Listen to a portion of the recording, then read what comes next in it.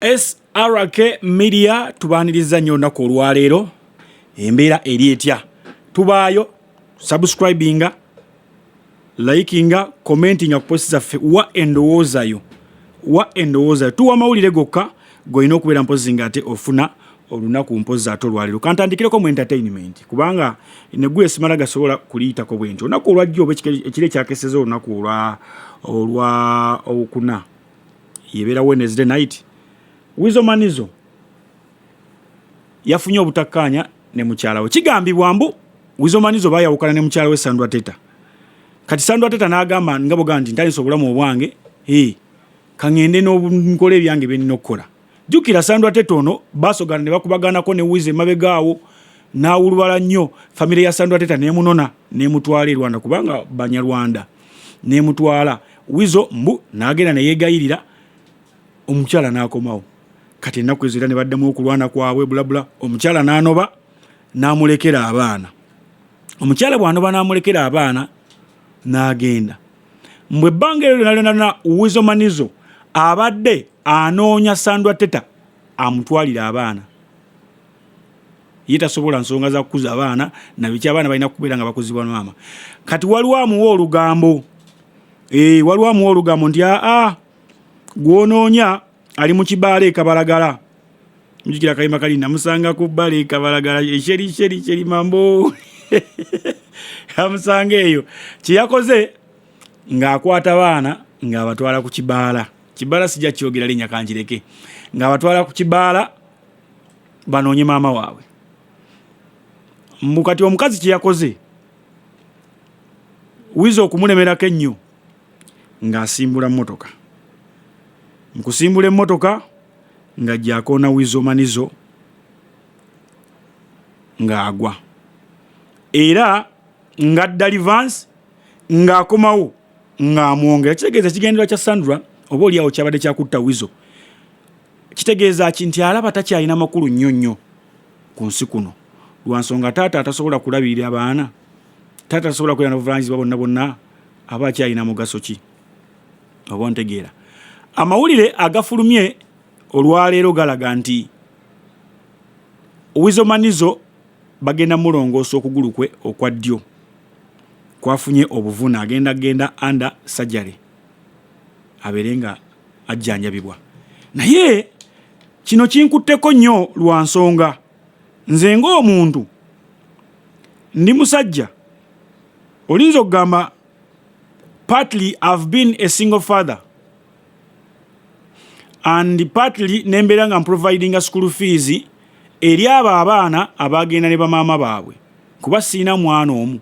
Kino nkyogera from experience.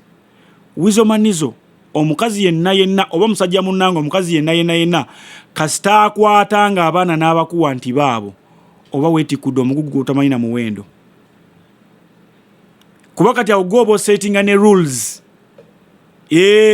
Goba settinga ne rules ezigenda okufuga abaana bo. Niye omukazi kasita abatwala bw'ati yaba akufuga. Buli bwawulira nga akyankalanyemu n'omusajja we gwali naye eri nga gyagamba nze nno nkomawo wane. Nze nno abaana tebalina school fees. Nze nno abaana balwadde. Abakazi balwaza abaana nga abaana balamu. Oba ontegeera. Naye bakulekeranga abaana ng'abo kyokola bakwate bateekewo mu nnyumba yo beera nabo. Oba si kyekyo batwale wa maama wo jjajja waabwe oba taata wo. Bw'obanga okyabalina bw'oba tobalina bateeke wakaawo. Funa maid obeere ng'omuteekawo abeere nga atambuza bulungi emirimu gy'abaana bo. Ng'oba monitalinga bulungi nnyo. Tebagenda kugamba nti omwana yalwadde kubanga oba obeera naye. Omulwadde oba omulaba nti yalwadde. N'ataalidde oba omulaba nti teyalidde. School fees gw'omanyi gye zisasulwa na mmeka. Gw'omuteeka mu ssomero gy'osobola. Naye maama ajja kulaba nti Wizo muyimbi.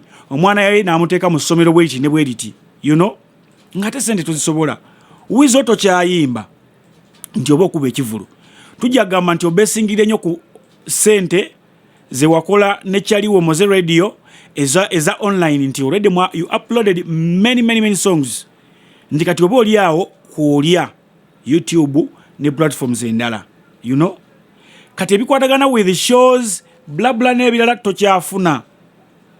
The moment lwokwata abaana bono baba Sandwa Teta n'agenda nabo ebintu biri bibiri. either togenda kuddamu kubalabirako ddala oba si kyekyo budget yo egenda kweyongera okulinnya. Bw'oba obadde spending omwezi obukadde tugeze 2 ogenda kutandika okuspendinga obukadde 6. Olw'ensonga abaana olina obbaliisa ate wa mama gy'obalisiza bali expensive. Bangambe eggwanga ly'Abanyarwanda be bakyala abo bakyali bazibu nnyo, bali expensive okuliisa, balinga Basomaliya abo bayindi bali expensive nnyo okumanaginga. Musigale ku baana bamwe wana Abaganda mwana Omuganda tali expensive nnyo okulabirira waka n'okumaintaininga.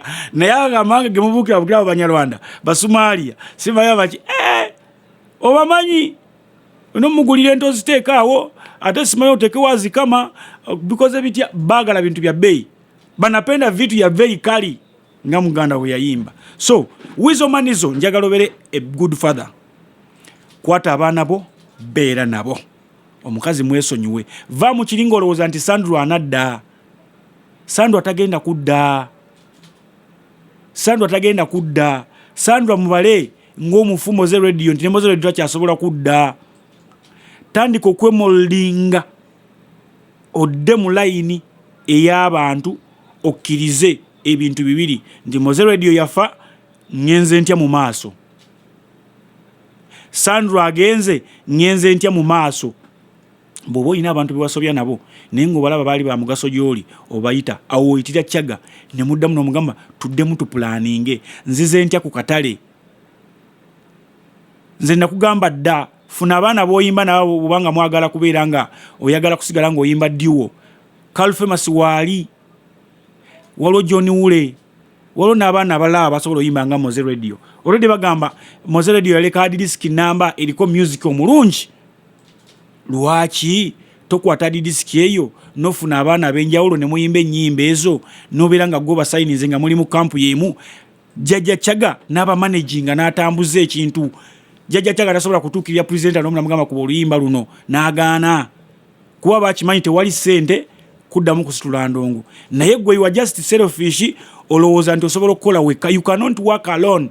That is how you were designed. Muyina okukola ne bannammwe.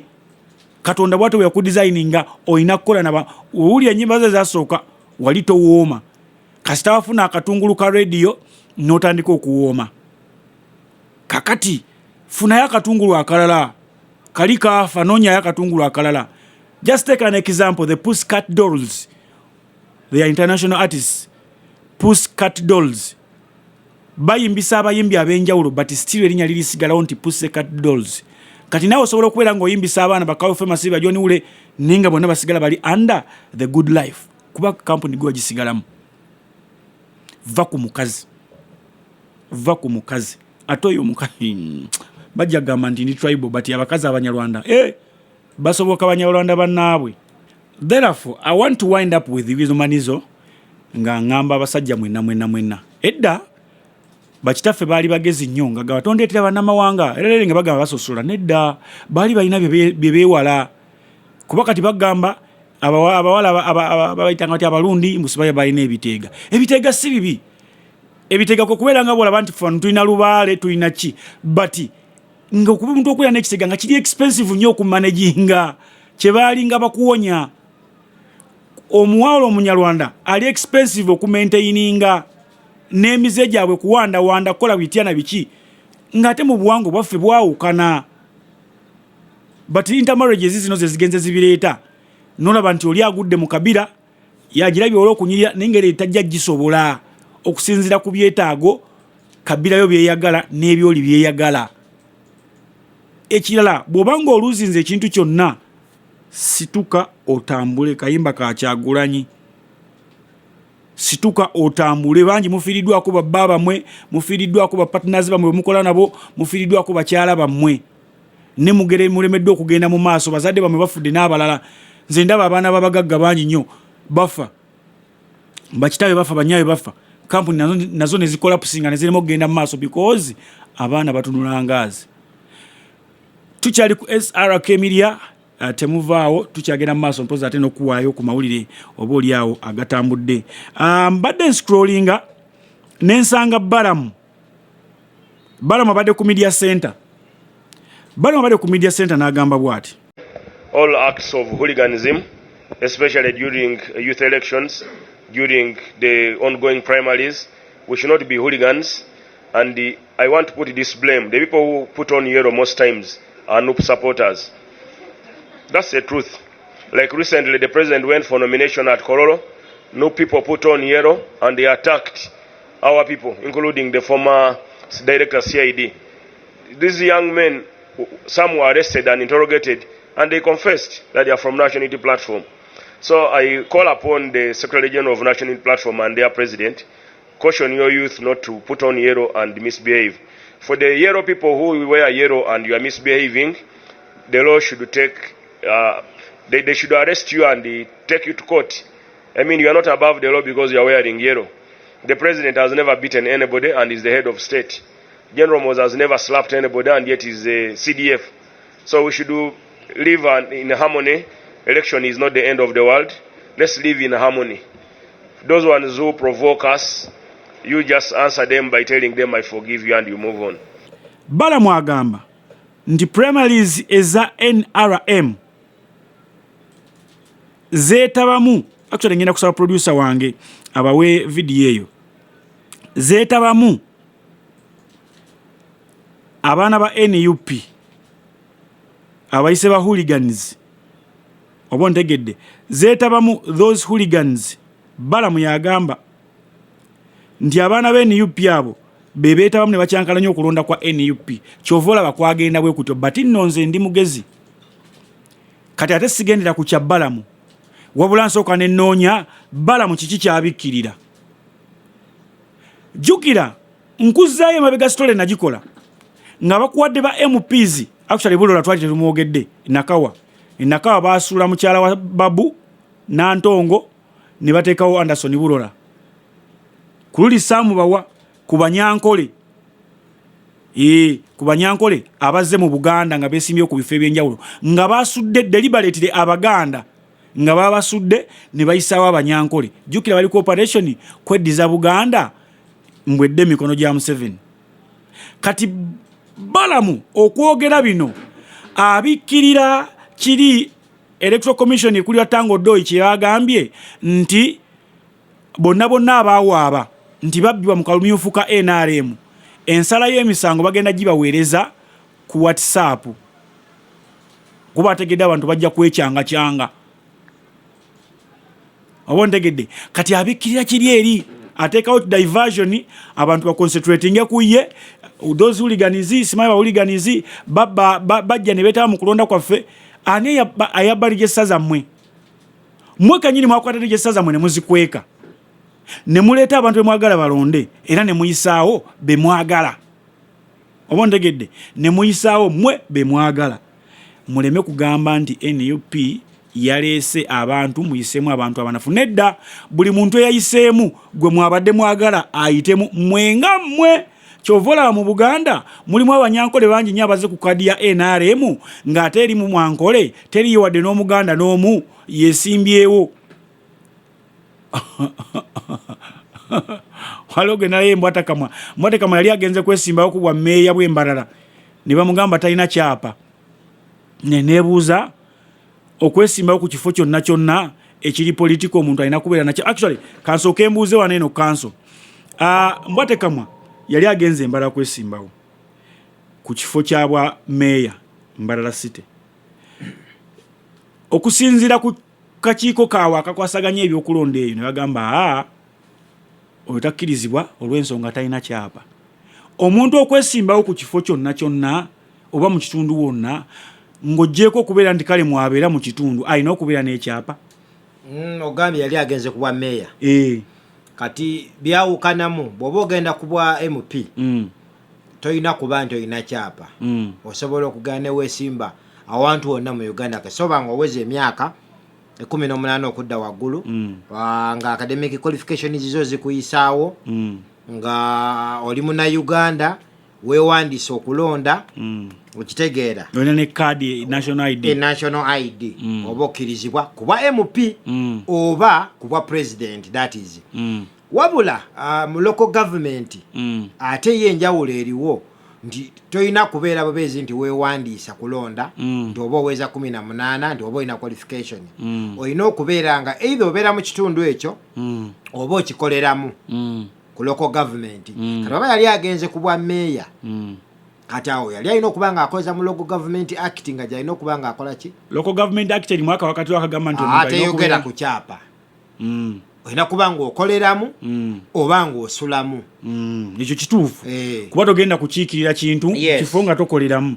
tolinamu maka onootegeera otya ebizibu ebyabwe nakiraba nokiraba ne bagenda ne baleeta constitution z'ebibiina constitution y'ebibiina alaba nga n'omukyalo omu wanene eno saidi zeno mu eastern ene Bukedeya nga bamugjamu nga bagamba nti naye yali yakagula yettaka in fact olaba nti bikontana ono ye yali yakagula yettaka bamuganda ekibiina kyekimu kibiina kyekimu kati ate oli bamugamba talinayo kyapa naye bonna bakola ki biba bikontana kati ate constitution y'ekibiina tebeera waggulu wa constitution nkulu okitegeera constitution enkulu eyogera kirala kati y'ekibiina eba wansi w'eri okay toyanze so mu mbeera eyo njagala mutegere ndoza mutegedde ogwembadde njoga amateeka yagasomera yagakenkuka agamanyi bulungi nnyo so kati mutegeera abasajja bano gye bavuga ekintu nga bakitwala mukitegeere balamu akalulu k'abannammwe mwakabbye mwisana nga balaba era nga bategeera leka kwekwasa NUP nti yazze mu kalulu kammwe leka kukyekwasa akalulu kammwe kabadde kiriya be mwagadde okuyisaamu bayiseemu era abatayiseemu be mwabbye kati be bali mu kuyomba oba ntegedde be bali mu kuyomba n'okkaana nti babbiddwa kale ate mpozi kandabe mpozi wano mawulire amalala mawulire amalala wano annange ebintu bino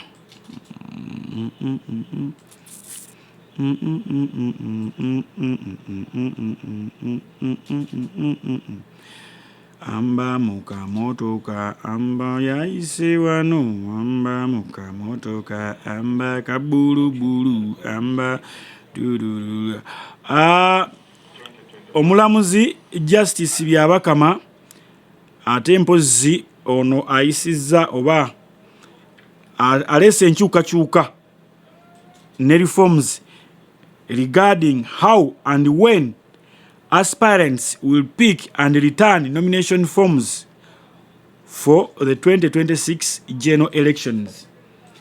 Byabakama omulamuzi Justice agambye bafulumiza enteekateeka empya n'okukyusaamu butya abagala okwesimbawo ku bwa pulezidenti obwa MP n'abalala bwe bagenda okutunayo forms okuva ku Electoral Commission n'okuzizaayo ontegedde n'okuzizaayo ngenda kubeera mpozi nga ate mbaterayo vidiyo eno mubeere nga mugitegeera bulungi nnyo mulabe biki bye bakyusizaamu na butya bwe bakoze eki bwe babiteeseteese vidiyo eno gaya badde ayogera luzungu but wali waliwo ka transit akasobola okuteerako ku network.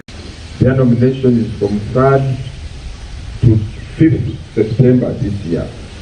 Nomination venue, the district or city returning officer's office. Second category, municipality or city division chairpersons and councillors. Those vying for the post or position of municipality or city division chairperson and councillors. Their nominations will take place from 8th September to 10th September 2025 at the respective offices of the district or city returning officers. Third category, people vying for positions of chairpersons and councillors at sub-county or towns or municipal divisions. Their nomination will be conducted from 11th to 24th September this year, excluding the weekend. I repeat, all persons vying for the position of chairperson or councillor at the sub-county or town or municipal division. Their nominations will take place from 11th September to 24th September this year, excluding the weekend. And the nomination venue will be the county headquarters.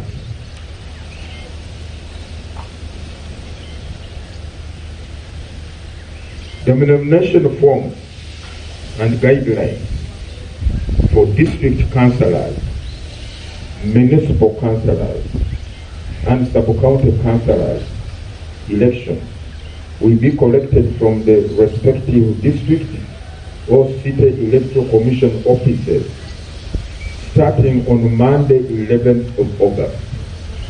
So all those who are vying for the various categories of elective positions in local government, which I've read about, approach the offices of our offices, the electoral commission offices in the district, beginning with 11th of August, which is Monday next week. Then the nomination forms for district chairperson, all those who are vying for the position of district chairperson or mayor, city mayor, they will access the nomination forms by downloading them from the Electoral Commission website. Because we think these ones are supposed to have minimum A level or its equivalent or above. They can download from our website these nomination forms.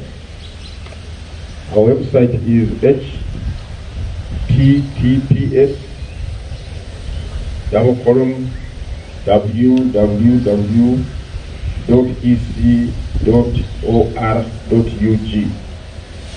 These ones can also start downloading these forms from Monday, 11th of August, 2025. The second adjustment or category of election where we have made an adjustment is parliamentary elections. Those who are vying for membership in parliament. We have adjusted the period for nominations of candidates for parliamentary elections, including special interest groups, that is youth, persons with disabilities, and older persons who are vying for parliament. The youth, older persons, persons with disabilities who are vying for parliament as well.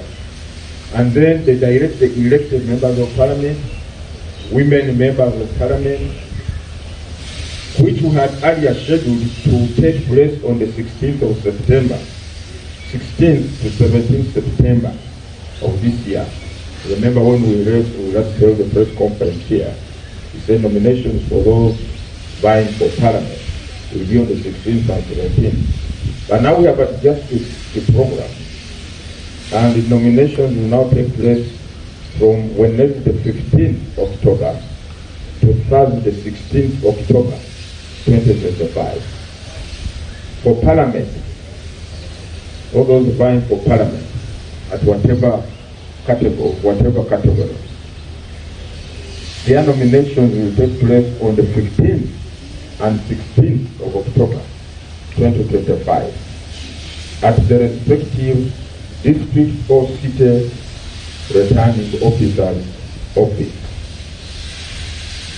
The nomination forms and guidelines for parliamentary elections will also be accessed by downloading from the Electoral Commission website, which I've cited above, starting on Monday, 11th August 2025 as well. Those who are vying for parliament should also download the nomination form.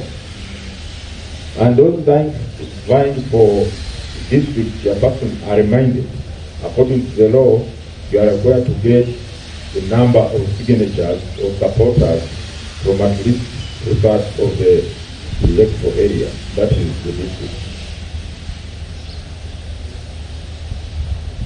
Now, the other announcement we want to inform the people of Uganda is with regard to the nominations for presidential candidates.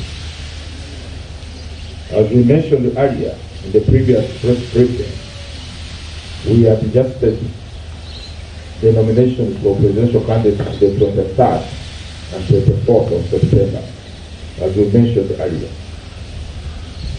However, the Commission has designated the period from Monday, 11th August, for all those vying to contest for the office of the President to collect nomination forms and the forms for signatures of supporters for their contest or for their aspirations. During this, the presidential aspirants will collect the following documents. 1. The nomination form. Secondly, the supporter forms, which are to be used for collecting signatures of not less than 100 registered voters from at least 2/3 of all the districts in Uganda, in accordance with the law.